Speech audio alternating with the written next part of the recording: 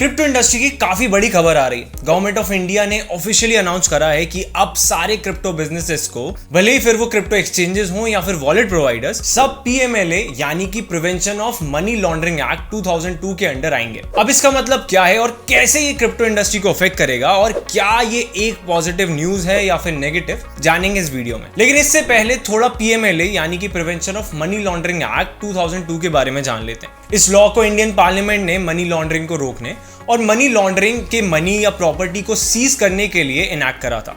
इस एक्ट को financial action task force और FATF के मनी लॉन्ड्रिंग और टेरर फाइनेंसिंग से कॉम्बैट के लिए दिए गए रिकमेंडेशंस के बाद इंप्लीमेंट करा गया था। अब मनी लॉन्ड्रिंग को एक एग्जांपल से समझते हैं। तो सपोज करें कि एक इंसान ने काफी सारा ब्लैक मनी बनाया है। अब ब्लैक मनी क्या होता है? वो मनी जिसे कोई टैक्स की चोरी करके कमाता है, यानी कि उसकी कमाई पर टैक्स नहीं भरता। अब ये ब्लैक मनी लीगल इलीगल कई तरीकों से बनाया जा सकता है। अब इसकी डेफिनेशन सिंपल है, वो मनी जिस पर रिक्वायर्ड टैक्स नहीं भरा गया। तो मान लीजिए किसी ने एक प्रॉपर्टी बेची है, सपोज 100 करोड़ की, लेकिन जब टैक्स भरने की बारी आती है तो वो सेल को सिर्फ 30 करोड़ शो करता है, यानी कि रियल सेल प्राइस से कम, जिससे कि उसकी टैक्स लायबिलिटी भी कम हो जाए।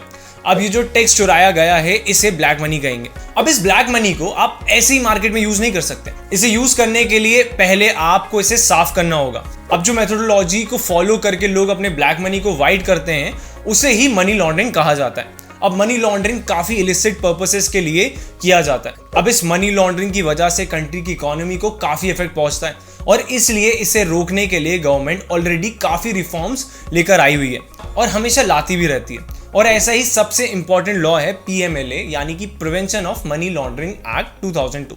अब इस एक्ट में हर गवर्नमेंट कुछ ना कुछ नए अमेंडेशंस लाती रहती है। जैसे कि अभी रिसेंट गवर्नमेंट ने एक अमेंडमेंट लाया कि अब VDA यानी कि वर्चुअल डिजिटल एसेट से डील करने वाले सारे फर्म्स पीएमएलए के अंडर आएंगे, भले ही फिर वो एक्सचेंजेस हों या फिर वॉलेट प्रोवाइडर्स। यानी कि अब इंडिया में काम कर रही सारी क्रिप्टो एंटिटीज को पीएमएलए के अंडर सर्टेन गाइडलाइंस को फॉलो करना होगा। जैसे कि ये फर्म जिस भी कस्टमर के साथ काम कर रहे हैं या जिन्हें भी अपनी सर्विसेज प्रोवाइड कर रहे हैं उनका KYC करना जरूरी है। KYC यानी कि नो योर कस्टमर, जिसमें इन्हें कुछ रिक्वायर्ड डॉक्यूमेंट्स एक्सचेंज या फर्म के साथ सबमिट करने होंगे।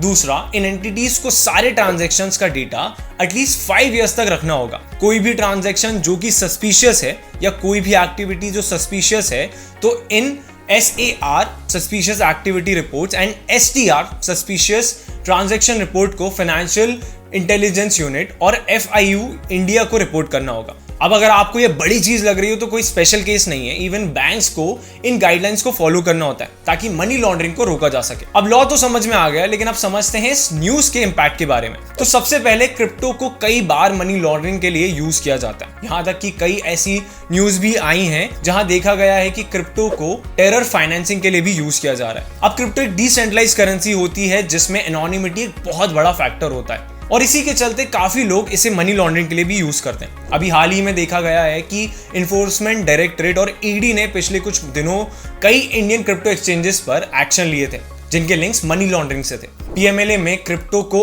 ऐड करना एक पॉजिटिव मूव है, क्योंकि पहले तो ये कंट्री की सिक्योरिटी को सेफगार्ड करेगा और दूसरा ये न्यूज क्रिप्टो रेगुलेशंस की तरफ एक बड़ी जीत है। क्रिप्टो रेगुलेशंस एक बहुत ही बड़ा और इंपॉर्टेंट फैक्टर बन गया है जिसे ग्लोबली कंट्रीज डिस्कस कर रही हैं और ग्लोबल कंसेंसस से रेगुलेशंस लाने की भी बात हो रही है। अब ऐसे में ये एक बड़ा मूव है जो क्रिप्टो रेगुलेशंस को पुश करेगा। अब इसके बारे में आपका क्या सोचना है? Do let me know in the comments. Also like this video and subscribe to our channel for more such crypto related updates.